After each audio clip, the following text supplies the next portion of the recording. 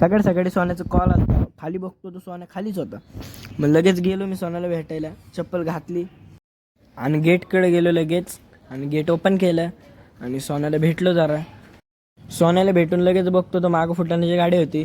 सोन्याने लगेच 10 रुपये तिथे फुटाणे घेतले आणि मग आम्ही दोघं मागं पडलो आणि ते दोघं आधीच पुढं चाललेले भाई पडत पडत. मग बोलता बोलता असं सायण चौकात पोहोचलो. विचार करतोय कुठं जायचं, तर सोन्या म्हटलं चला मंदिराकडे जाऊ. त्यात पण पुढं मागे झालं. आम्ही दोघं पुढं आलो आणि आता ते दोघं मागं मोबाईल बघून रील्स बघून हसायला लागले.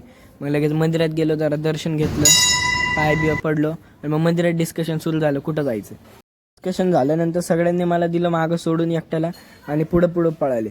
मग नंतर आम्ही लगेच जॉगर्सच्या इथं चाललो होतो, कारण अभिषेक म्हटला होता चला जॉगर्सला जाऊ, इथं जवळच आहे.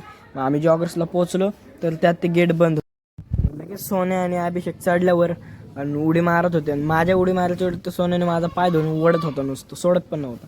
मग इथं जरा बघितलं, नवीन झालं तर या साईडला काहीतरी चालायला जरा, पण तिथं पण वलं. मग हा आला मदत पळत आमच्या इथं पावसात आणि तसाच पळत तिथं गेला नाही का खायला दालचा.